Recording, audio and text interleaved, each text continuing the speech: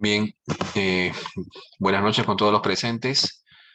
Quiero agradecer al doctor Henry Ventura por la invitación a estos cursos de los días miércoles. Mi nombre es Rubén Guillermo López Rueda, fiscal provincial penal, abogado por la Universidad Nacional Mayor de San Marcos. Actualmente me desempeño trabajo en el Ministerio Público en la sede de Pisco y tengo estudios en maestrías en Derecho Constitucional y Penal por la Pontificia Universidad Católica del Perú. En esta oportunidad, eh, el tema a tratar es la segunda parte de la teoría del delito o de la imputación penal.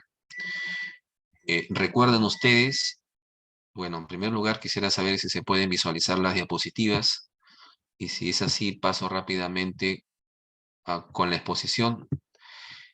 Recuerden ustedes que en la sesión anterior había tratado de resumir cuál es o qué se debe entender por teoría del delito como una construcción teórica para establecer en qué casos nos encontramos ante un delito y en qué casos no, que esta teoría del delito es una teoría de compartimentos en donde el delito es entendido como conducta, en primer lugar, conducta o comportamiento, y luego como una conducta o comportamiento típico, porque está entablado, está considerado, plasmado en un tipo penal concreto y como una conducta típica y contraria al derecho o antijurídica, y por derecho entendemos a todo el ordenamiento jurídico en su conjunto, y además es una conducta típica antijurídica y culpable, en donde la culpabilidad es la reprochabilidad, no la conducta en sí, puesto que la reprochabilidad de la conducta ya se hizo a nivel de la tipicidad antijuricidad, sino una reprochabilidad al autor.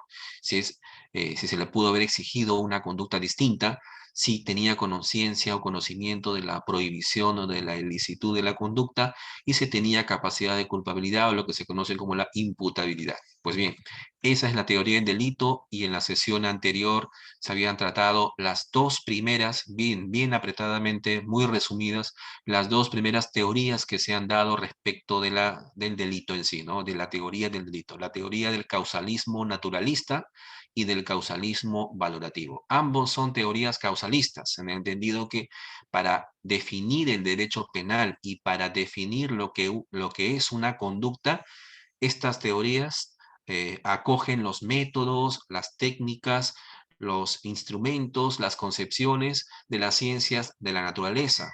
Una ciencia de la naturaleza está basada en la ley, por ejemplo, de la gravedad, ¿no? La ley de la causa-efecto, así como cuando yo tiro una manzana o una piedra, inevitablemente con dirección a la ventana, inevitablemente esa ventana se va a romper.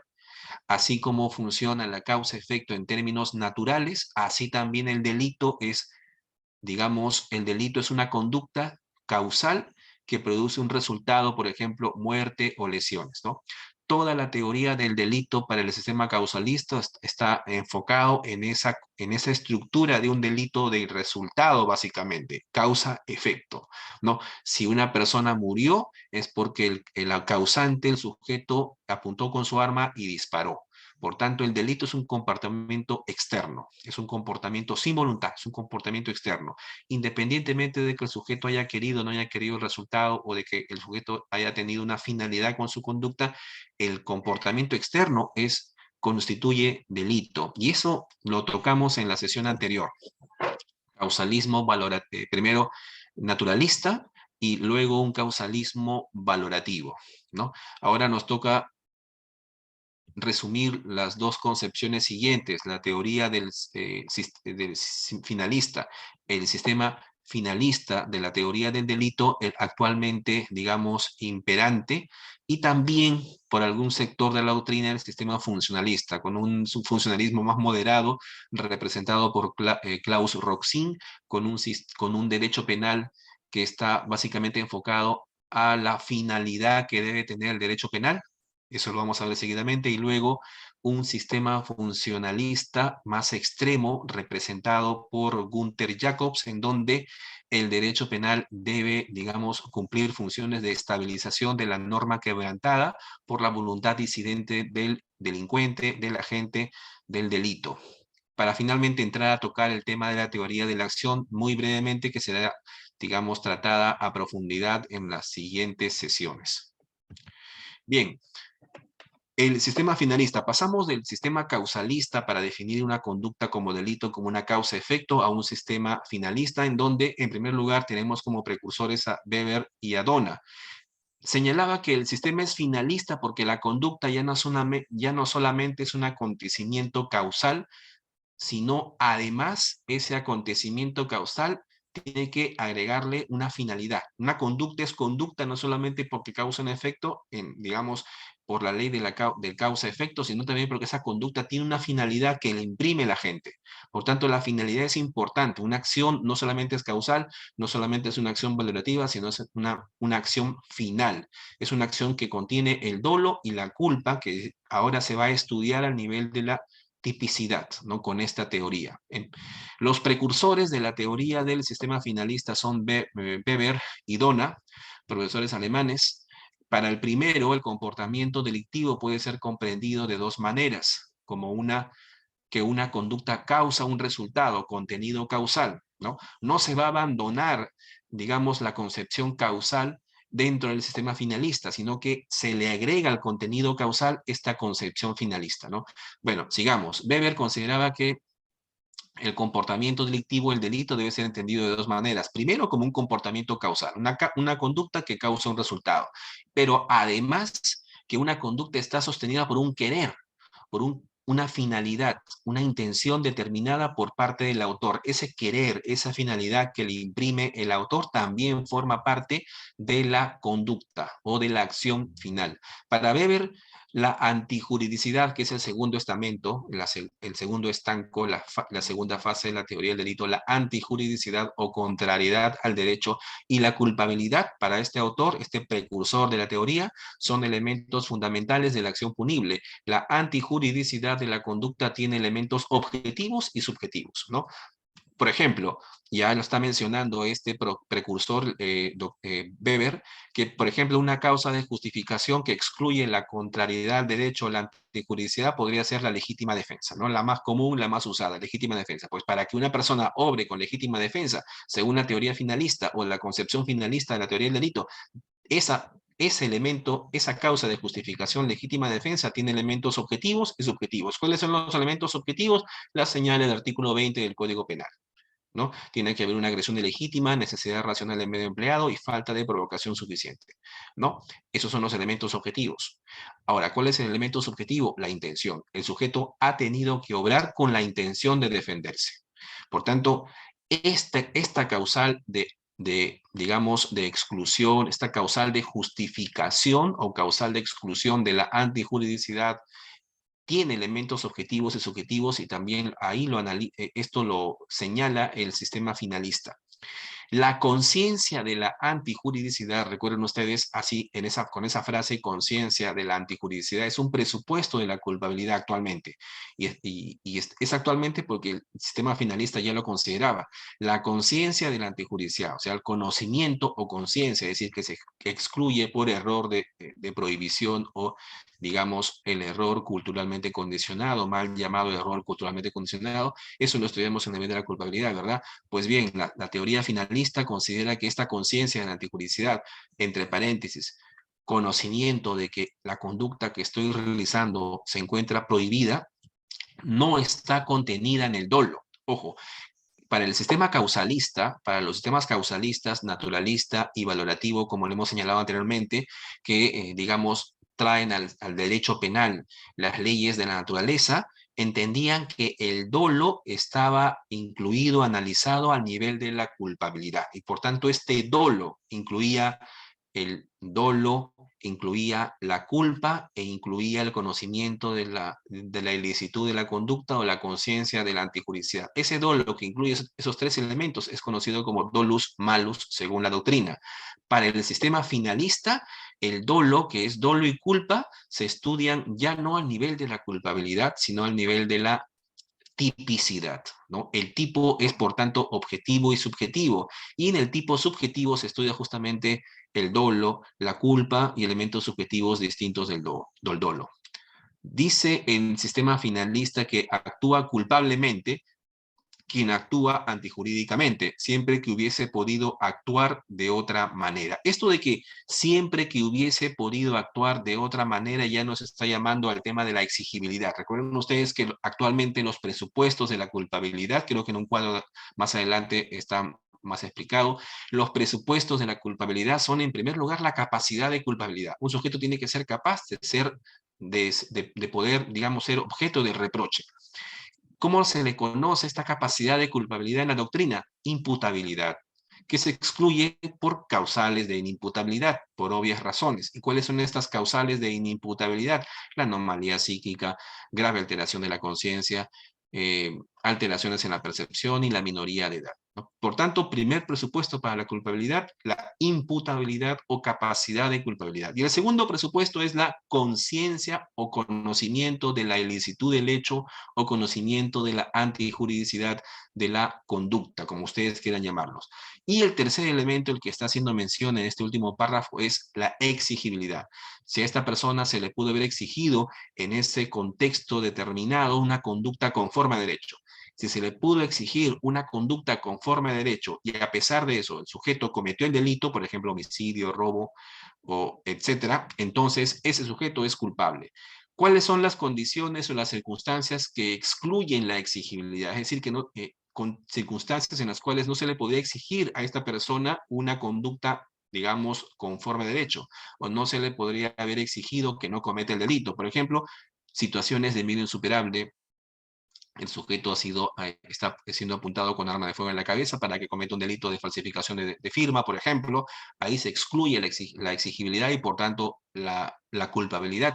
U otra circunstancia que excluye la exigibilidad es el estado de necesidad exculpante, ¿no? Donde hay un riesgo de vida o vida. O es la vida del sujeto si no comete el delito, o en todo caso es la vida de la otra persona. Entonces ahí el sujeto mata a otra persona para salvar su propia vida. Esos son estados conocidos como estados caóticos o estados de necesidad, que pueden ser justificantes o en este caso exculpantes, ¿no? Estos son los tres presupuestos de la culpabilidad. Aquí la teoría finalista señala que actúa culpablemente, ya al nivel de la culpabilidad, quien actúa antijurídicamente siempre que hubiese podido actuar de otra manera. Para Dona, que es el segundo precursor de la teoría finalista, el juicio de culpabilidad, voy a mover esto, el juicio de culpabilidad, al igual que en la antijuridicidad, estamos ante una valoración, una reprochabilidad, y redujo el concepto de culpabilidad a la valoración del objeto. Luego, para Dona, el dolo es una especie de voluntad final de la acción y se ubica al nivel del tipo subjetivo, ¿no? Acá ya se está encuadrando el esquema finalista. El dolo pasa de la culpabilidad al tipo objetivo y la culpabilidad es básicamente una valoración, una reprochabilidad al sujeto. No es una valoración o una reprochabilidad a la conducta, eso corresponde al injusto, ¿verdad? El injusto, que es conducta típica y antijurídica, es un reproche a la conducta en sí. En el análisis de la conducta de la típica y antijurídica, lo que se está estudiando, analizando, valorando es la conducta en concreto, ¿no? En cambio, en la culpabilidad, lo que se valora es más que todo al sujeto en sí. Hay una reprochabilidad, un juicio de reproche al sujeto. O sea, al sujeto se le puede atribuir ese injusto cometido. Para Belzel, quien introdujo la doctrina de la acción finalista en el año 1930, considera que el aspecto objetivo y subjetivo del comportamiento se encuentran entrelazados y no se puede suprimir uno sin aniquilar el otro, ¿no? Por tanto, a nivel de la tipicidad ya estamos encontrando elementos objetivos y subjetivos, ¿no? Elementos objetivos como la conducta en sí, en su ámbito externo, que luego veremos en clases siguientes que tiene elementos normativos y elementos descriptivos, y también un aspecto subjetivo que incluyen el dolo y la culpa, y también veremos en siguientes clases elementos subjetivos distintos del dolo, como por ejemplo las especiales intenciones, que se ven muy seguido en los delitos contra la administración pública, ¿no? Por ejemplo, los delitos de cohecho, ¿no? Que tienen elementos subjetivos distintos del dolo, pero que muchos autores a veces no lo mencionan. Pero bien, eso lo vamos a ver si hay alguna oportunidad de verlo, ¿no? En las siguientes clases. La filosofía del finalismo se fundamenta, por tanto, en las doctrinas que se basan en estructuras lógico-objetivas que pertenecen al mundo del ser, naturaleza de las cosas, como aparece en la realidad. El finalismo sigue basándose en estructuras lógico-objetivas, ¿no? Basa su estructura, basa su teoría en estas estructuras, en estas realidades externas. Basa la conducta, por ejemplo, en la naturaleza de las cosas, distinto al funcionalismo, como lo vamos a ver seguidamente, pero el finalismo, por tanto, basa su concepción del delito en una conducta externa, en una conducta que aparece en la realidad, en la naturaleza, ¿no? Luego, para el finalismo, repito, la tendencia actualmente dominante, la acción humana es un concepto antropológico realizado por un ser humano y prejurídico, base de la teoría del delito y a partir de la cual se construye ontológicamente la acción y a partir de ahí también un sistema que le viene dado previamente al legislador de estructuras lógico-objetivas, ¿no? Por tanto, la acción humana es un concepto prejurídico, es un concepto ontológico, prejurídico. No tiene que ver con lo que dice el derecho penal de lo que acción puede ser, sino es un concepto ya dado, ¿no? Que forma parte de un sistema que le viene dado al legislador previamente. Dice Belzel que las estructuras lógico-objetivas que forman parte justamente de lo que se entiende por delito se orientan directamente en la realidad objeto de conocimiento y la ciencia del derecho penal debe construir un sistema, debe construir su sistema, la teoría del delito a partir de estas realidades, a partir de estas estructuras lógico-objetivas externas al derecho penal. El sistema finalista se basó, por tanto, en dos corrientes filosóficas, ¿no? El ontologicismo fenomenológico y la filosofía epistemológica, ¿no? Hay que tener en cuenta esto. Ontologicismo fenomenológico, ¿qué es? El mundo se organizaba de acuerdo a finalidades. Aquí tiene que ver mucho el nombre, la nomenclatura, el nomen juris de la teoría del finalismo, ¿no?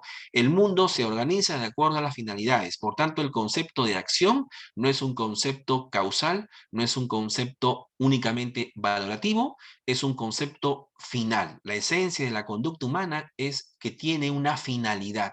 El ser humano cuando realiza una conducta, la realiza apuntando a un norte, a un objetivo. Esa es la finalidad, ¿no? Y también se basa en la filosofía epistemológica. Todo fenómeno se logra explicar a través del fin por el cual se orienta, ¿no? Entendiendo que el derecho penal no crea las conductas, sino las conductas, estas estructuras lógico-objetivas de donde sale la conducta que luego va a ser calificada como típica, antijurídica y culpable, son conductas que nacen de la realidad, son conceptos prejurídicos, ¿no? Pre-derecho penal. Para Husserl, las categorías del conocimiento son también categorías del ser, es decir, categorías nociológicas y a la vez categorías ontológicas, ¿no? Belzel entiende que la acción humana es ejercicio de una acción final. Ahí está la voluntad dirigida a una finalidad, ¿no? Toda conducta humana, toda acción humana, dice Belzel, es el ejercicio, la realización de una acción final, porque está orientada a una finalidad. El sujeto está orientando su conducta a una finalidad y ahí está el más importante, ¿no?, defecto de esta teoría, puesto que no llega a explicar, y lo vamos a ver seguidamente, cómo se entiende con este razonamiento, con este concepto de conducta humana a los delitos culposos. El sujeto no quiere el resultado que obtiene con un delito culposo. Él no quiere matar, no quiere atropellar, no quiere lesionar. Entonces, ¿dónde está esa finalidad en los delitos culposos? Y sobre todo, ¿dónde está o dónde se aprecia la finalidad en los delitos de omisión, en donde no hay conducta externa? Prácticamente no hay una acción humana, no hay conducta externa. ¿Cómo podemos definir la finalidad del sujeto cuando no hace absolutamente nada? Entonces, ahí tenemos dos objeciones a esta teoría finalista del derecho penal o de la teoría del delito. Pero retomemos. Para Belzel, la acción humana es ejercicio de una acción final. La acción es un acontecer causal y final, dice, o sea, no excluye la causalidad, pero le agrega la finalidad como el elemento más importante de la acción humana o de la conducta o comportamiento, como ustedes quieran llamarlo. La acción vuelve a ser el eje central de la teoría del delito, el eje central, y la acción no es un proceso causal ciego, sino que es un proceso vidente, es un proceso generado por la finalidad del sujeto. Para Belzel, adopta este autor la definición tripartita del delito, sigue siendo una acción típica, antijurídica y culpable, ¿no? La tipicidad, la antijuridicidad y la culpabilidad, por tanto, son elementos que convierten a la acción en delito. Y por tanto, se abandona esa vieja concepción del causalismo de que lo ilícito es objetivo y la culpabilidad subjetiva, ¿no? Hay también, por tanto, en la tipicidad elementos objetivos y subjetivos. En la antijuridicidad hay elementos objetivos y subjetivos. En la culpabilidad también tenemos elementos objetivos, el dolo natural o la conciencia de la antijuridicidad de la conducta. Por tanto, esa es una característica de la concepción finalista de la teoría del delito, que en cada uno de sus estamentos, tipicidad, antijuridicidad y culpabilidad, tiene elementos tanto objetivos como subjetivos, y es su principal crítica. Y esa es su principal crítica, como lo vamos a ver seguidamente. Pero repasemos, ¿qué es lo que entiende el sistema finalista con tipo, antijuridicidad y culpabilidad? El tipo tiene carácter objetivo, descriptivo, valorativo en relación al proceso causal, y un carácter subjetivo, ¿no? También, dolo y culpa, donde se integran estos elementos que acabo de señalar, que antes eran elementos de la culpabilidad, quedando en la culpabilidad el conocimiento de la ilicitud, ¿no? El conocimiento de la ilicitud no es un elemento del tipo, no está estudiado en la antijuridicidad. El conocimiento de la ilicitud se estudia a nivel de la culpabilidad, o conocimiento de la antijuridicidad. Se desintegra así el dolus malus que la doctrina señalaba como la conjunción de dolo, culpa y este conocimiento de la ilicitud, ¿no? A partir del sistema finalista, el dolo y la culpa pasan a estudiarse al nivel de la tipicidad, forman parte de la conducta, ¿no? Y el conocimiento de la ilicitud a nivel de la culpabilidad. Bien, para el sistema finalista, la antijuridicidad o contrariedad de la conducta con todo el ordenamiento jurídico es un juicio desvalorativo de carácter objetivo al recaer sobre la acción típica, es decir, relación de discordia entre la acción y todo el ordenamiento jurídico, pero todas las causas de justificación tienen también elementos subjetivos. Toda causa de justificación tiene elementos subjetivos, ¿no? Lo más importante aquí es que este juicio de desvaloración a la conducta en sí, con el ordenamiento jurídico en su conjunto, tiene aspectos objetivos y subjetivos, como por ejemplo he mencionado, las causas legítima defensa como una causa de justificación no solamente tiene aspectos objetivos, o sea, el ejercicio de la legítima defensa por parte del sujeto y la realización de los tres presupuestos, agresión ilegítima, necesidad racional del medio empleado y falta de provocación suficiente, sino también la intención, el querer el sujeto defenderse de esta agresión ilegítima, ¿no? Por tanto, toda causa de justificación tiene aspectos objetivos, la conducta, ¿no? Y un aspecto objetivo y subjetivo. Y la culpabilidad queda desprovista de la relación psíquica entre autor y resultado, ¿no? Esa relación psíquica entre autor y resultado ya no se estudia al nivel de la culpabilidad. Ahora es la reprochabilidad del autor por no haber actuado de otra manera, es decir, la exigibilidad, y conforme a las normas. Son presupuestos de la culpabilidad, además, el libre albedrío y la imputabilidad. Imputabilidad. Por tanto, el conocimiento de la ilicitud o la cognoscibilidad de la antijuridicidad, como ustedes lo quieren nombrar, y la exigibilidad, que es el tercer presupuesto de la culpabilidad, se integran como elementos de la culpabilidad, ¿no?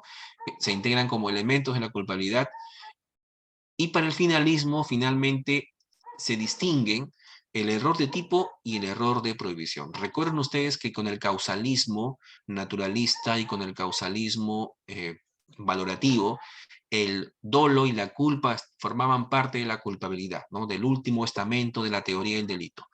Pues a partir del finalismo hay una distinción, o se puede distinguir entre error de tipo y error de prohibición.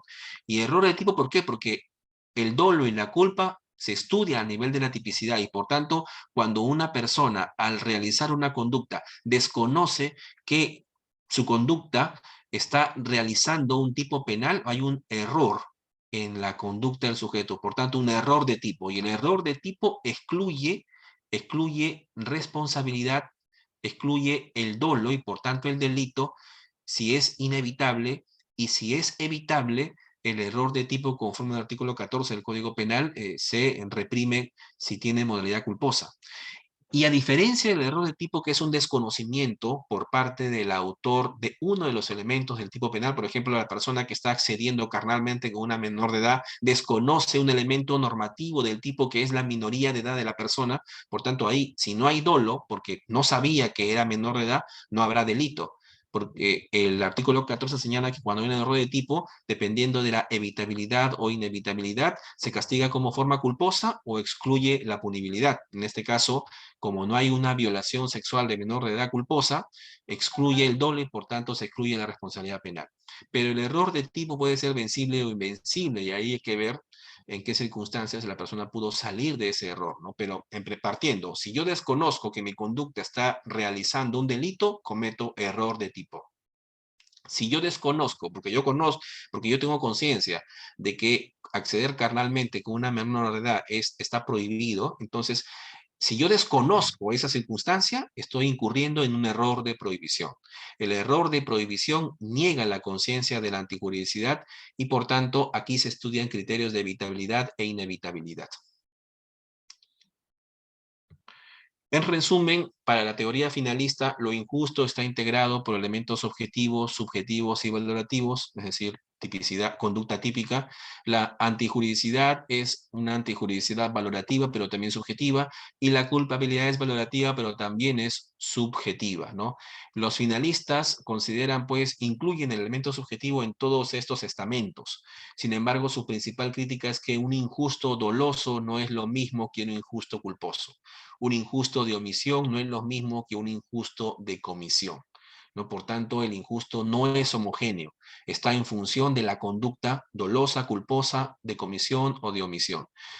También, si hay delitos comisivos y omisivos, dolosos y culposos, luego no se podrá afirmar que en la omisión haya finalidad, ni tampoco hay finalidad en los delitos culposos. Por tanto, ahí su concepto de acción final no, digamos, no sirve para dar una explicación razonable en la omisión y en los delitos culposos. El finalismo tiende a la valoración del acto y a la subjetivización del delito y prescinde de principios político-criminales. Los principios generales del derecho penal que en algún momento se estudiaron en estas clases son, en concreto, en esencia, principios de política criminal.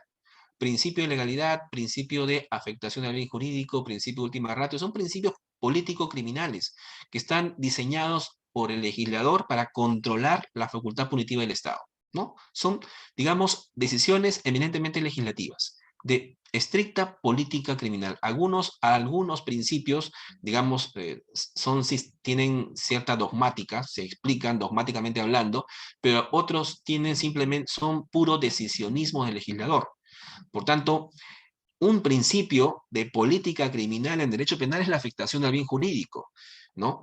Y este principio es dejado de lado por la teoría del finalismo, que únicamente, digamos, valora el acto y la subjetivización del acto como delito y prescinde de si esa conducta está afectando o está poniendo en peligro un bien jurídico determinado, ¿no? No sé, aquí por tanto el finalismo no está atendiendo a principios político-criminales, como sí lo hará el funcionalismo moderado de Klaus Roxin, que lo vamos a ver seguidamente. Bien, pasamos ahora al sistema funcionalista, ¿no? Como digamos, el sistema funcionalista trata de dar una explicación de cómo debemos entender una teoría del delito. No crea nuevos estamentos, no cambia la estructura conducta típica antijurídica y culpable, sino le da diferente contenido a cada uno de estos estamentos. El sistema o teoría funcionalista del delito, también llamado sistema final o sistema funcionalista, empezó en la década de 1970. El derecho penal no puede, según esta teoría, vincularse a realidades ontológicas previas, como la acción, como la causalidad, como las estructuras lógico-reales. No, básicamente esto es lo que señalaba el finalismo. El finalismo hace un momento, como lo he indicado, establecía que la conducta está formada por estructuras lógico-descriptivas, ¿no? Que forman parte de la realidad como conceptos prejurídicos, que no forman parte del derecho penal y que el derecho penal utiliza para formar su estructura, sus teorías, su sistema. Para el funcionalismo, por el contrario, el derecho penal no puede vincularse a la realidad óntica, al ser, dice, ¿no? Estos conceptos ontológicos de acción, causalidad, estructuras lógico-reales, que forman parte del finalismo, no pueden formar parte de un derecho penal. El derecho penal únicamente debe guiarse por las finalidades del derecho penal. ¿Cuáles son las finalidades del derecho penal? Eminentemente finalidades político-criminales. Nuevamente, hablamos de política criminal aquí.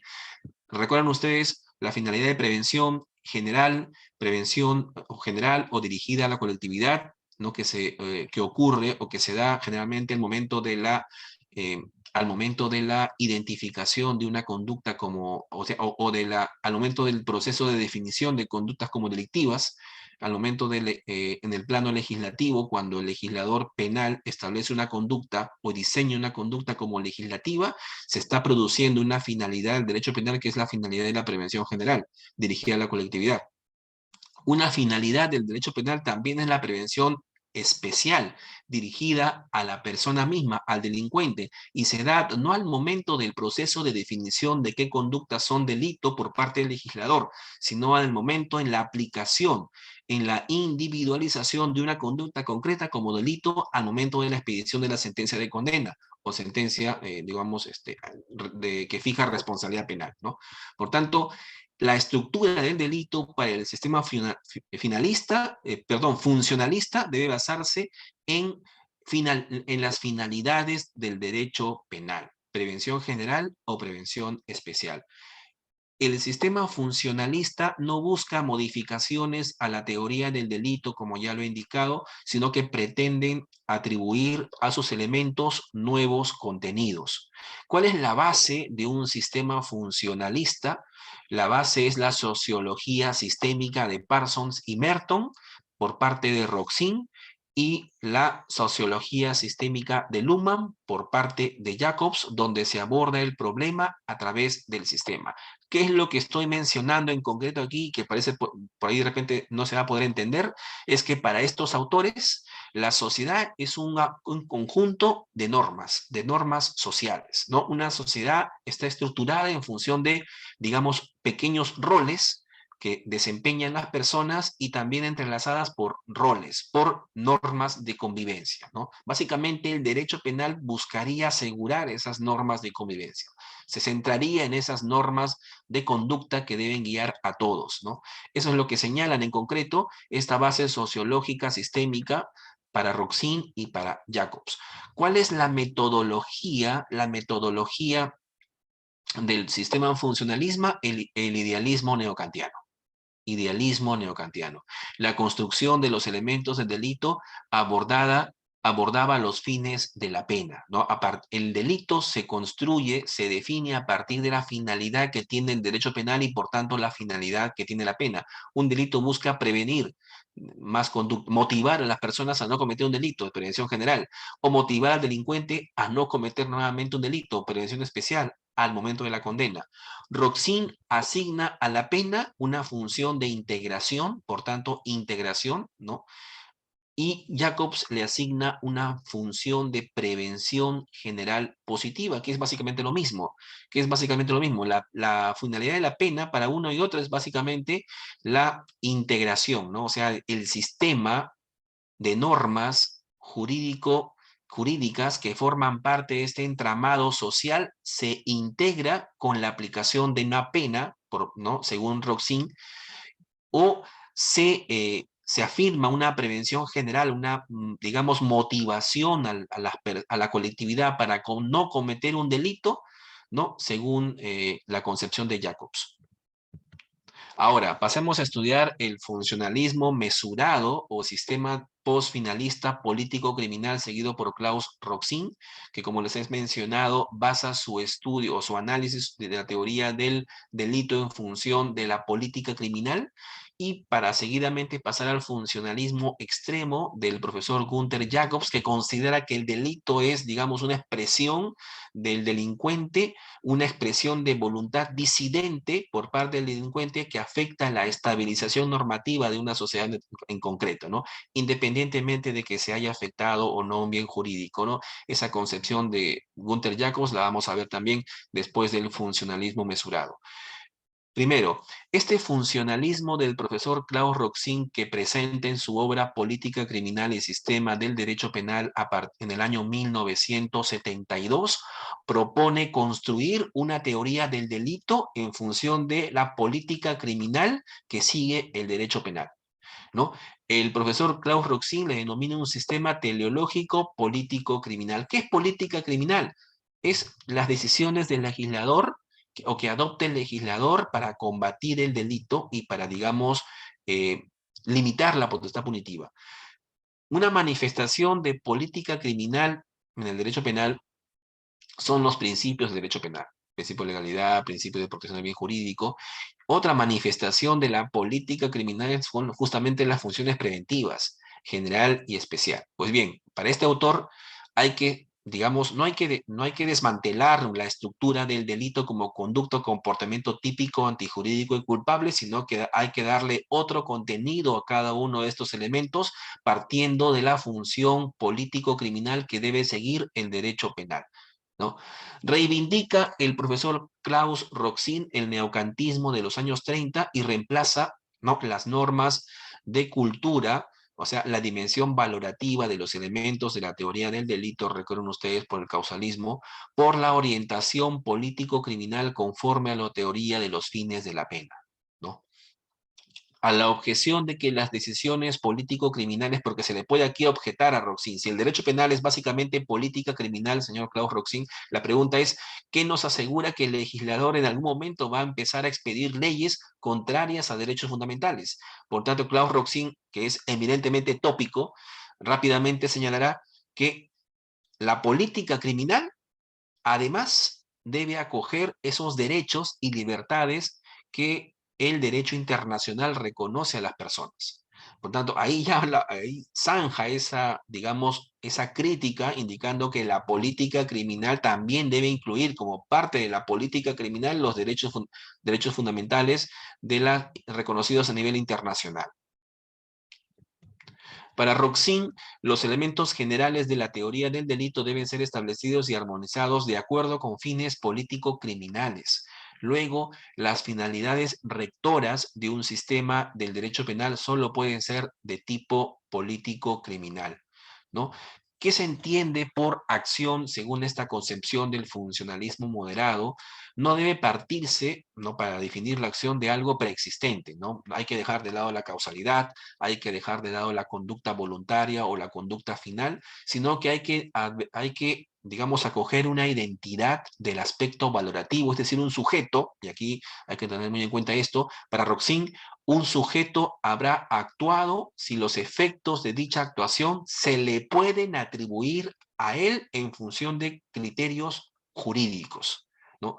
Un sujeto actúa si criterios jurídicos utilizados por el derecho penal nos dicen que el resultado se le puede atribuir a la conducta de esta persona. Piensen ustedes en los criterios de riesgo permitido, riesgo prohibido, los criterios jurídicos de imputación a la víctima, entre otros. Son criterios jurídicos, no son criterios basados en la realidad previa o prejurídica. Para Klaus Roxin, una conducta es conducta con relevancia jurídico-penal si existen criterios jurídicos que le atribuyen un determinado resultado a esa conducta realizada por el sujeto, independientemente de que la conducta haya sido un hacer o un dejar de hacer, puesto que un hacer y un dejar de hacer para el funcionalismo igual sigue siendo conducta. Igual, es una manifestación de la personalidad y hay que utilizar, por tanto, criterios jurídicos, jurídico-penales, para, digamos, desentrañar o para advertir cuándo una conducta es delito, cuándo tenemos una conducta típica. Y ahí entra a tallar el tema de las, del riesgo permitido o el riesgo prohibido, por ejemplo, ¿no? La acción tiene un fin político criminal, dice Klaus Roxin, con independencia de su apariencia externa, ¿no? Una acción puede ser incluso una conducta, puede ser una total omisión. Piénsese, por ejemplo, la enfermera que no le suministra un medicamento a su paciente, dolosamente no lo hace para causarle la muerte. Ahí hay una acción, hay una omisión por completo, no hay una aparentemente en la realidad externa no hay una conducta. Sin embargo, utilizando criterios jurídicos, posición de garante, por ejemplo, podremos advertir que ahí hay un comportamiento, se le puede atribuir un resultado a una persona. ¿En función de qué? De criterios jurídicos como digamos, delitos de comisión por omisión, ¿no? O figuras como la posición de garante, ¿no? Que son criterios jurídico-penales que sirven para, digamos, atribuir un resultado a una conducta de un sujeto. ¿Qué es el tipo para esta concepción funcionalista de Claus-Roxin? El tipo, que es la adecuación de una conducta que está plasmada, es la adecuación de una conducta en la realidad a un tipo penal concreto. El tipo es la plasmación de dos principios político-criminales, y aquí con lo que he mencionado hace un momento, el principio de legalidad, que es un principio político-criminal. El legislador establece qué conductas son delitos y qué no, independientemente de que la doctrina pueda hacer interpretaciones a partir de la ley, es un principio de legalidad. El legislador en concreto, ¿no? De manera cruda y dura, señala qué conductas son delitos y qué conductas no son delitos. Es un puro decisionismo, pero claro, matizado por la dogmática penal, con sus interpretaciones, etcétera, ¿no? Es un principio de política criminal, el principio de legalidad, y el principio de legalidad forma parte del tipo. La persona conoce previamente la conducta delictiva, ¿no? Con la cual tiene que motivarse para no cometerla, ¿no? Solamente digamos, solamente con el principio de legalidad, una persona puede motivarse, ¿no? Puede motivarse a no realizar esa conducta, puesto que ya la conoce previamente, ya está descrita, ya está determinada. El fin político criminal del tipo, por tanto, es la prevención general, ¿no? Dirigida a la colectividad de que no deben cometer esta conducta y con la finalidad, por ejemplo, de afirmar ese código moral que tiene el legislador. El código penal es un código moral. El legislador, al incluir una conducta como delito, está, digamos, expresando una determinada moralidad, ¿verdad? Con la finalidad de prevención general dirigida a la colectividad, el legislador lo que está haciendo es tratar de imprimir su moralidad a la moralidad de la colectividad, ¿no? Y también el tipo también está basado en el principio de culpabilidad, que en algún momento lo señalamos. Este principio de culpabilidad es entendido de tres maneras. Un principio de culpabilidad como fundamento de la pena, es decir, un hecho solo un hecho o conducta o comportamiento típico y antijurídico puede ser culpable y por tanto el principio de culpabilidad en este entendido fundamenta la pena, o también el principio de culpabilidad puede ser entendido como una determinación o medición de la pena de acuerdo a determinación o medición de la pena, su gravedad y duración, de acuerdo a digamos, de acuerdo a la reprochabilidad de la conducta, y también el principio de culpabilidad puede ser entendido como contrario a una responsabilidad por el resultado que está proscrito, ¿verdad? Ninguna persona es responsable penalmente o hallado responsable por el puro resultado de su conducta. Hay que atribuir por criterios jurídicos ese resultado a una conducta previa del sujeto. Criterios estrictamente jurídicos. Pues bien, principio de legalidad y principio de culpabilidad forman parte del tipo penal para Claus-Roxin. A ver. Roxin plantea además una teoría de la imputación que tiene que estudiarse, esta teoría de la imputación o atribución de una conducta de un resultado, perdón, a un sujeto determinado, o la conducta de un sujeto en el tipo objetivo. Es en el tipo objetivo, en el aspecto objetivo del tipo, en donde debe estudiarse esta teoría de la atribución de un resultado determinado, por ejemplo, la muerte de una persona atropellada, o las lesiones de una persona que ha sido también atropellada a la conducta previa de un sujeto en la teoría de la imputación que está estudiada a nivel de tipo objetivo. En los sistemas anteriores, el tipo quedaba reducido a una simple causalidad, ¿no? Como ya le he señalado, causalismo naturalista y causalismo valorativo. Ahora se le imputa o se le atribuye un resultado determinado al tipo objetivo de realización de un riesgo no permitido dentro del fin de protección de la norma. Fíjense ustedes, para Claus-Roxin, eh, una conducta una conducta puede ser riesgosa. Una conducta riesgosa como por ejemplo el tráfico rodado. Todos sabemos que el tráfico rodado entraña cierto nivel de riesgo, pero es socialmente aceptado, puesto que son más o mayores los beneficios que los perjuicios. Al igual que el tráfico viario o el tráfico aéreo, ¿verdad? Por más que existan accidentes de tránsito, accidentes viarios o incluso accidentes aéreos, que son en menor cantidad. Incluso actualmente hay una modificación de la escala de velocidades y de sanciones administrativas cuando uno sobrepasa la barrera o los máximos de velocidad permitidos, ¿verdad? Por tanto, ahí tenemos una conducta, digamos, unas conductas peligrosas, el tráfico viario. Sin embargo, como son mayores los beneficios que los perjuicios, el legislador establece digamos, un nivel de riesgo permitido, ¿no? Cuando una persona maneja dentro de un margen de velocidad o dentro de determinados parámetros, se entiende que la conducta está dentro del riesgo permitido, de tal suerte que si la persona que se maneja dentro del riesgo permitido afecta bienes jurídicos determinados. Por ejemplo, si yo estoy manejando a 50 kilómetros por hora cuando el máximo es 60, cumplo con todas las normas del manejo del tráfico rodado y a pesar de eso causo la muerte o lesiones de otra persona, de un peatón, por el principio de riesgo permitido, yo no debo responder penalmente por ese resultado que yo he causado, he ocasionado según el causalismo naturalista y valorativo. Sin embargo, en términos del funcionalismo, yo no debería responder porque yo me manejaba dentro del riesgo permitido. Pero cuando yo sobrepaso esos límites que está establecido para el tráfico rodado, cuando sobrepaso lo permitido, entro al ámbito del riesgo prohibido, ¿verdad? Las velocidades, manejar a 120 kilómetros por hora, manejar sin licencia de conducir, manejar sin revisión técnica, con defectos en la conducibilidad del vehículo, por ejemplo, manejar en estado de ebriedad o drogadicción, son, digamos, circunstancias que, digamos, hacen advertir que la conducta que yo estoy realizando no es una conducta que esté enmarcada dentro de un riesgo permitido, sino que ya estoy sobrepasando lo permitido por el legislador para entrar a lo que se conoce como la riesgo prohibido. Y a partir de ahí, cualquier causación o afectación a bienes jurídicos, que es un principio también de política criminal, según Claude Roxin, permitirá la atribución de ese resultado al comportamiento del sujeto, ¿no? Se logra, por tanto, sustituir por primera vez la categoría científico-natural o lógica de la causalidad por un conjunto de reglas orientado a valoraciones jurídicas, como la acabo de mencionar: riesgo permitido o riesgo prohibido, imputación a la víctima, prohibición de regreso, por ejemplo, ¿no? Ahora, ¿qué entiende Klaus Roxin y el funcionalismo moderado por antijuridicidad?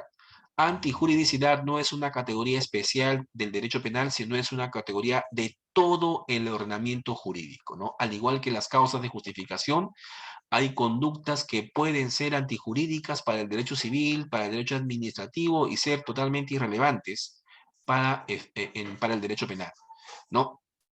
Por tanto, es mejor hablar aquí de injusto que de antijuridicidad, según Klaus Roxin. En el injusto se enjuicia, dice Klaus Roxin, la acción típica concreta, conforme a los criterios de permisión y de prohibición. El aspecto político criminal del juicio del injusto supone, por tanto, tres funciones. El injusto o la valoración del injusto supone soluciones a colisiones de intereses de forma relevante para la punición de uno o varios intervinientes, sirve de punto de enlace para medidas de seguridad y para las consecuencias accesorias, decomiso, o por ejemplo, o consecuencias accesorias aplicadas a las personas jurídicas, por ejemplo, y entrelaza ¿no? La valoración del injusto entrelaza el derecho penal con todo el ordenamiento jurídico e integra sus valoraciones decisivas. A las causas de justificación no solamente hay que estudiarlos o analizarlas, o ubicarlas en el derecho penal, sino también en todo el ordenamiento jurídico, según Klaus Roxin. Y ahora, ¿qué entiende este autor por culpabilidad? ¿No? Como ya lo había señalado, Roxin amplía el criterio de culpabilidad por el criterio de responsabilidad, ¿no? De tal suerte que esta responsabilidad, según Klaus Roxin, tiene dos presupuestos: la culpabilidad, que conocemos como medida ineludible de la pena, y también la necesidad preventiva de la punición, prevención general o prevención especial. Por tanto, culpabilidad y prevención forman parte o se estudian en el ámbito de la culpabilidad, según Klaus Roxin. Ambas se limitan recíprocamente y solo conjuntamente dan lugar a la responsabilidad penal del injusto, que desencadena la imposición de la pena en definitiva. En la responsabilidad, ¿no? Klaus Roxin no lo conoce como culpabilidad, sino lo conoce como responsabilidad, que es más, incluye la culpabilidad en la responsabilidad que está dirigida al juzgador, según Klaus Roxin, se determina si el sujeto merece una pena por el injusto que ha realizado.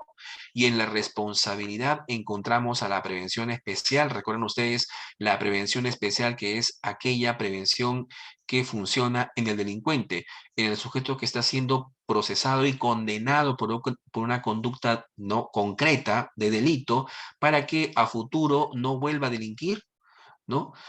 Para que internalice el código moral del legislador, prevención especial positiva, o en todo caso para aislarlo, ¿no? Se le aplica la pena para aislarlo, se le aplica la pena para inocuizarlo y apartarlo definitivamente de la sociedad, por ejemplo, prevención especial negativa, ¿no? Y ya casi para terminar, si tenemos un funcionalismo moderado con Klaus Roxin, pasamos a este funcionalismo extremo, funcionalismo evidentemente social, ¿no? Plasmado por Gunther Jacobs. En el año 1983 sostiene que las diferentes categorías del delito deben observarse de acuerdo a su funcionalidad para el sistema social, ¿no? Un delito, una conducta es delictiva si sirve, si busca, digamos, la preservación o la conservación de este sistema social de convivencia, o en concreto de este conjunto de normas sociales de convivencia que gobiernan a todos. Un delito es delito si perturba este sistema social. Si no lo perturba, no es delictivo. El carácter conflictivo de la convivencia social queda convertido, por tanto, y resuelto por categorías jurídicas de forma puramente funcional. El profesor Jacobs invierte la teoría de su maestro, el profesor Belzel, al señalar que elementos como la causalidad, elementos como la finalidad, elementos como la acción no tienen contenido prejurídico que vinculen o que vinculen o que sean considerados como conceptos jurídico-penales. No, no, no. Su postura sigue la teoría de la construcción de los conceptos del neocantismo, del neocantiano Lask, que es que ha sido combatido por el profesor de Jacobs, que es Belzel. La posición de Jacobs es más radical incluso que la de Roxin, pues propugna la normativización de toda la dogmática jurídico-penal, ¿no? Para el profesor Jacobs, en concreto, él considera que el delito es una manifestación de una voluntad disidente, ¿no? Presentada por el delincuente, y que va en contra de esas expectativas normativas que tienen todas las personas en sociedad. Cuando yo me acojo, cuando una persona, y ojo, persona y no individuo, vive en sociedad, tiene determinadas expectativas normativas, que saliendo de la casa no va a ser asaltado, no va a ser secuestrado, no va a haber actos de violación ni delitos, entre otros, ¿no? Y por tanto, una sociedad se desenvuelve dentro de determinadas expectativas normativas y también dentro de determinados roles, ¿verdad?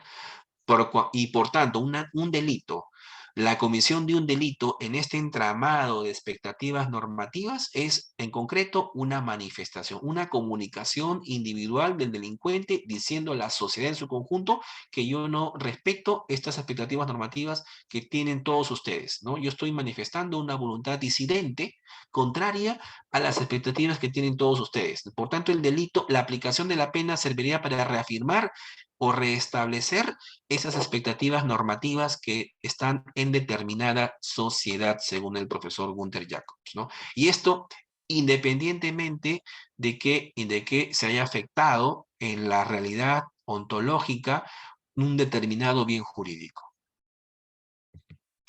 La propuesta dogmático-penal del profesor Gunther Jacobs se basa, por tanto, en conceptos y categorías de la teoría de los sistemas sociales de Luhmann, que entiende que el funcionalismo jurídico penal es aquella teoría donde el derecho penal se orienta a garantizar normas de convivencia. En concreto, se orienta a garantizar la identidad normativa, la constitución y la sociedad, ¿no? En concreto, proteger normas jurídicas o expectativas normativas. El derecho penal se dirige, por tanto, a restablecer en el plano de la comunicación la vigencia perturbada de la norma cada vez que se produce un delito, es decir, cada vez que se produce una comunicación defectuosa de la norma que es atribuible al delincuente, en este caso a su autor, ¿no? La sociedad es una construcción de un contexto de comunicación, dice el profesor Jacobs, y su identidad se determina por reglas de configuración, es decir, por normas y no por estados y no por bienes, ¿no? La sociedad es un conjunto de normas, la sociedad se integra por personas, ¿no? Que cumplen determinados roles, ¿no? En una sociedad que está gobernada por normas de convivencia, normas sociales de convivencia, y por tanto una conducta delictiva es una conducta disidente de este conglomerado de normas sociales, ¿verdad? Por tanto, hay que restablecer ese plano comunicativo, puesto que el delincuente está comunicando con su conducta, ¿no? El derecho penal comunica, y el delincuente, cuando comete un delito, según la posición del profesor Jacobs, está comunicando una voluntad disidente, está, digamos, faltando a la expectativa que tenemos todos de vivir en sociedad, y por tanto la aplicación de la pena serviría para restablecer esa expectativa que tienen todos. La persona, que es otro concepto del profesor Jacobs, es el destino de las expectativas normativas. Las expectativas normativas, que son la proyección de las normas de convivencia de una determinada sociedad, están dirigidas a las personas y no a los individuos y no a los seres humanos, como dice el profesor Jacobs, sino a las personas que son titulares de derechos y deberes.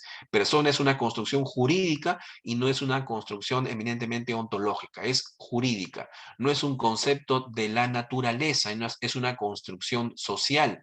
Persona no es igual a ser humano o a individuo, ¿no? Además, dentro de este contexto de comunicación normativa, se ubican dos tipos de normas. Las normas dadas por un mundo racional, dice el profesor Jacobs, y que no necesitan de una estabilización especial, puesto que automáticamente se reestabilizan, y un segundo conjunto de normas que sí requieren, que no pueden autoestabilizarse.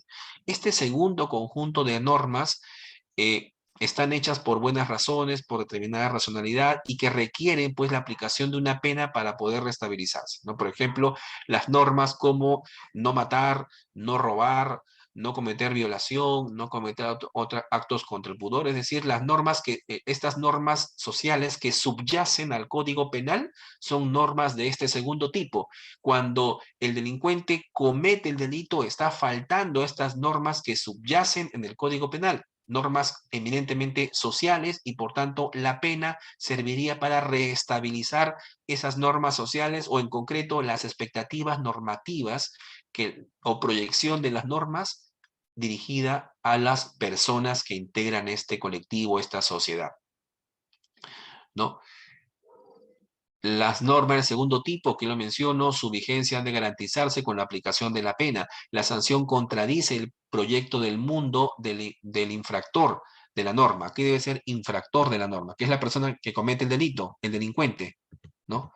El delincuente, al cometer un delito, está manifestando una visión del mundo que es una visión evidentemente individualista y que se condice con las normas que gobiernan a todos. Por tanto, Por tanto, el delincuente o la persona que comete un delito, afirma la no vigencia de la norma. Con su conducta está diciendo esto, está comunicando esto, para el caso en concreto, para ese caso en concreto. Luego, la pena que se va a aplicar a esta persona confirma que esa afirmación individual del sujeto es irrelevante socialmente. Ahora, ¿qué entiende el profesor Jacobs por la acción? La acción es, según la teoría de la acción, forma parte de la teoría de la imputación, según el profesor Jacobs, y su contenido conceptual no debe partir de la naturaleza, sino que es una combinación entre derecho penal y realidad social. El concepto de acción, según el profesor Gunther Jacobs, está referida a una determinada sociedad y no en base a peculiaridades individuales. Y aquí viene la principal objeción que se le presenta a esta teoría funcionalista extrema, en el entendido de que puede, digamos, ser aplicada en sociedades homogéneas, en donde no existan mini sociedades o un pluralismo social, cosa distinta a lo que ocurre en estas latitudes, como por ejemplo en el Perú, en donde nuestra sociedad no es homogénea. Estamos, digamos, el Perú es básicamente pluricultural.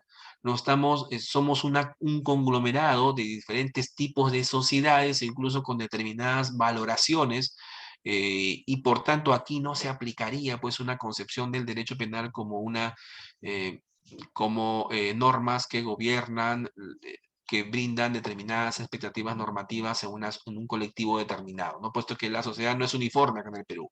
La sociedad aquí es básicamente pluricultural. Pues bien, para el profesor Jacobs dependerá del tipo de sociedad a que se trate el concepto de acción. Para Jacobs, la acción, y ojo, la acción es la causación del resultado individualmente evitable, según el profesor. Y si esto es así, el injusto es una acción no tolerable socialmente, una acción que tiene todos los elementos de las acciones antijurídicas, es decir, acciones contrarias al derecho, una acción que tiene elementos de justificación convierte en tolerable lo socialmente insoportable. Luego, el tipo de injusto, así lo conoce el profesor Jacobs, tipo de injusto, es el conjunto de elementos con los cuales se define un comportamiento como delictivo, independientemente de que concurra alguna causa de justificación, que en realidad la antijuridicidad para el profesor Jacobs lo conoce como justificación y que se refiere a un comportamiento socialmente no anómalo. La justificación es un comportamiento permitido. Es un comportamiento tolerado, dice el profesor Jacobs, aceptable socialmente solo en atención a su contexto, ¿no? Una conducta tolerada es una conducta, en primer lugar, conducta, ahí tenemos una acción típica en cual es un tipo penal, y justificada, es decir, socialmente tolerable. Jacobs postula un concepto, por tanto, unitario de antijuridicidad, puesto que considera, bueno, puede esto servir en otras latitudes, quizás europeas, pero no en el Perú, que es pluricultural, considera el principio de unidad del ordenamiento jurídico. El ordenamiento jurídico es uno solo y sin contradicciones, según el profesor Jacobs. Si esto es así, eh, existiría pues dentro de este ordenamiento causas que justifiquen una determinada conducta. Y la culpabilidad para el profesor Gunther Jacobs es entendida como infidelidad al derecho. Una conducta típica no justificada, no tolerada y culpable es una conducta infiel al derecho. El fin de la pena es, según Jacobs, la prevención general, es decir, está dirigida a la colectividad. La pena está dirigida a la colectividad, tiene una función de evitar que las personas cometan delitos o que internalicen el código de conducta, el código moral del legislador. Es decir, se trata de mantener el reconocimiento general de la norma. Esto se analiza a nivel de la culpabilidad. Y finalmente, la culpabilidad se integra por un aspecto positivo y por un aspecto negativo, según el profesor Jacobs. El aspecto positivo de la culpabilidad, o como él lo entiende, tipo positivo de culpabilidad, es o está integrado por la inimputabilidad, ¿no?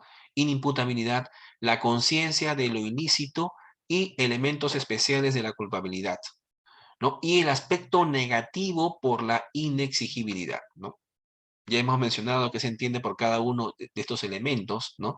Y básicamente el profesor Jacobs considera que la culpabilidad tiene un aspecto positivo y un aspecto negativo, y el aspecto positivo lo entiende por inimputabilidad y por conciencia de lo ilícito y especiales elementos de la culpabilidad, y el tipo negativo por la inexigibilidad. Finalmente, vamos a tocar brevemente la teoría de la acción, dejando para la siguiente sesión las circunstancias que excluyen una conducta, ¿no? ¿Qué se entiende por teoría de la acción? A partir de la acción, doctores, se estructura la teoría, cualquier teoría del delito, ¿no? A partir de la acción se estructura la imputación de un delito. Si bien la dogmática jurídico-penal se basa en la tipicidad, antijuricidad y culpabilidad, es necesario un concepto de acción al que se le agreguen estos atributos, ¿no? Cualquier análisis de una conducta como delictiva tiene que partir por la conducta, en primer lugar, ¿no? Ahí donde tengamos un aspecto, una realidad que no sea calificada como una conducta humana, no podríamos empezar ya a calificarla como típica, antijurídica y culpable si conducta no existe en ese caso en concreto. Por tanto, una teoría del delito inevitablemente tiene que pasar primero por una teoría de la acción. La acción es un concepto jurídico y normativo, pues se entiende de pues se obtiene la acción de una abstracción de la realidad. A partir del hombre como ser social y comunicativo, ¿no? Estamos tomando aquí las concepciones del funcionalismo, ¿no? Diremos que la acción es una conducta humana, es una actividad consciente del medio y de sus condiciones y orientada subjetivamente dentro de la práctica social. Este es en concreto un concepto de acción que vamos a manejar seguidamente. Una característica de la conducta humana es su dirigibilidad a una práctica social. Incluso cuando hablamos de conductas culposas, son conductas dirigidas a una práctica social, lo que significa que toda acción se inserta en un proceso de comunicación. Cuando una persona comete un delito doloso o un delito culposo, está comunicando algo. Es una conducta consciente y voluntaria, ¿no? No es posible configurar la voluntad sin un objeto de referencia y materializada como expresión de la realidad práctica. Incluso en los delitos dolosos advertimos un proceso de comunicación. Recuerden ustedes en la concepción del profesor Gunther Jacobs del funcionalismo radical, la sociedad es un constante proceso de comunicación, que la conducta de un delincuente comunica una voluntad disidente, pues acá estamos acogiendo esos conceptos cuando definimos, por ejemplo, un delito doloso como un proceso de comunicación racional por el cual el autor quiere alcanzar un objeto de referencia. Por ejemplo, cuando vemos una persona que comete un delito de homicidio, diremos que por más aberrante que sea esa conducta o reprochable penalmente, hay un proceso de comunicación ahí. Y es un proceso de comunicación racional. El delincuente está comunicando con su conducta de homicidio que quiere alcanzar un objeto de referencia, que es matar a otra persona, o en todo caso vulnerar una norma prohibitiva, ¿no? Recuerden ustedes que en toda conducta, en todo delito de comisión, tiene como trasfondo una norma de prohibición. El delito de comisión de el que mata a otro tiene como trasfondo una norma de prohibición, no matar. El delito de comisión, que se traduce en el que sustrae, ¿no?, digamos con violencia o amenaza, un objeto ajeno, que es el delito de robo, tiene como trasfondo una norma de prohibición de no robar, no matar. Generalmente los delitos de comisión tienen como trasfondo normas prohibitivas. Pues bien, en este delito de homicidio, por ejemplo, como un delito de comisión, es un proceso de comunicación en primer lugar, y por el cual el autor quiere lograr este objetivo, alcanzar un objetivo de referencia, matar a otro. Luego conduce su actividad hacia ese objeto. En los delitos culposos también se traduce un proceso de comunicación, y también en los delitos de omisión. En los delitos culposos, por ejemplo, eh, el proceso de comunicación es aquel en que el sujeto es consciente de la existencia de normas de conducta, de objetos de referencia que están representadas por normas de cuidado. Por ejemplo, el tráfico rodado, el tráfico viario, el tráfico aéreo está gobernado por normas de cuidado, ¿no? Deberes de cuidado que debe seguir una persona cuando realiza estas conductas, digamos, peligrosas, pero socialmente toleradas hasta determinados márgenes. ¿no? Por tanto, cuando una persona comete un delito culposo, igual es una conducta, puesto que es una conducta voluntaria y consciente. ¿Y por qué consciente? Consciente del resultado, ¿no? Consciente de que estás realizando una conducta peligrosa, consciente de que tienes normas de cuidado que debes seguir. Por ejemplo, no manejar en estado de ebriedad. Y consciente de que si tú faltas estas normas, es altamente probable que produzcas un resultado, atropelles a alguien o lesiones o mates a alguien, ¿verdad? Por tanto, un delito culposo es un delito, es una conducta porque tiene conciencia y voluntad. Y los delitos de omisión también son formas de actividad comunicativa, de actividad volitiva, porque el objeto de referencia puede ser la norma prescriptiva o una actividad que podría realizar, ¿no? En los delitos de omisión, a diferencia de los delitos de comisión que tienen un trasfondo norma prohibitiva, en los delitos de omisión tienen como trasfondos normas de prescripción, ¿no? Por ejemplo, un delito, una omisión de alimentos, omisión de prestación de alimentos, que es un delito típicamente de omisión, se castiga el no hacer. Esa norma de no hacer tiene como trasfondo una obligación o norma prescriptiva, ¿no? La norma prescriptiva que subyace en el tipo penal de homicidio, de omisión, de prestación de alimentos es esa obligación de pagar puntualmente alimentos, norma prescriptiva, por ejemplo, ¿no? Esa puede ser un objeto de referencia de una persona cuando comete un delito de omisión. Ahora, la acción como concepto es importante puesto que limita la potestad punitiva del Estado. La, una teoría de la acción cumple una función, por tanto, política o ideológica, puesto que solo el derecho penal basado en el acto cometido puede ser controlado y limitado democráticamente. Por tanto, acá se propugna un derecho penal de acto y no un derecho penal de autor. No se puede castigar como delito o falta los pensamientos, las ideas, los deseos, ¿no? Las determinadas, la ideología del autor, su forma de comportarse, su forma de desenvolverse en sociedad, eso no es reprimible penalmente, no puede serlo, ¿no? Si se reprimieran estas manifestaciones, estaríamos hablando de un puro autoritarismo violatorio de un Estado de Derecho. La acción también cumple una función de base sustancial, puesto que a partir de la acción se pueden asentar las categorías del delito, ¿no? Una acción es típica o antijurídica y culpable. Por tanto, la tipicidad, la antijuridicidad, la culpabilidad no se podrían determinar si no tenemos como base la acción. También conocida como función positiva, función clarificadora, elemento fundante o concepto abarcativo. A partir de ahí se estructura el delito, doloso, culposo, de comisión o de omisión. La acción o teoría de la acción cumple una función de enlace o una función sistemática. ¿Por qué? Porque la conducta actúa como un instrumento de unión de los elementos de la estructura del delito.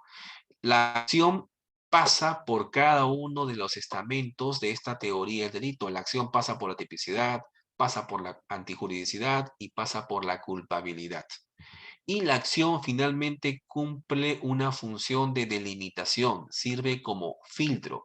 Supone que el examen de la acción establece un mínimo de condiciones para determinar la relevancia de un comportamiento para el derecho penal. Es decir, que una teoría de la acción supone una teoría de supuestos de ausencia de la acción, ¿no? Que vamos a ver seguida en la siguiente sesión, y que son en concreto hasta el momento, fuerza física irresistible, donde no hay acción, movimientos reflejos o estados de inconsciencia. Repito, estos temas los veremos en la siguiente sesión conjuntamente con la tipicidad objetiva, eh, que forma parte de la imputación objetiva, como ya le he mencionado, ¿no? Y con esto he concluido la sesión de hoy y doy las gracias a los concurrentes y quedo a las inquietudes de la plataforma. Gracias. Buenas noches.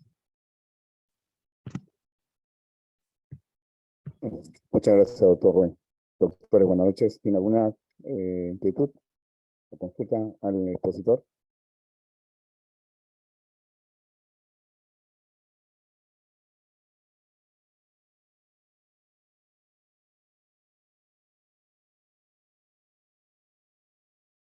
Doctor Rubén, en vista de que no hay ningún tipo de pregunta, entonces ya vemos por finalizado la sesión de hoy y nos vemos la próxima semana. Muchas gracias a cada uno de ustedes, doctores. Muy Sí, amable.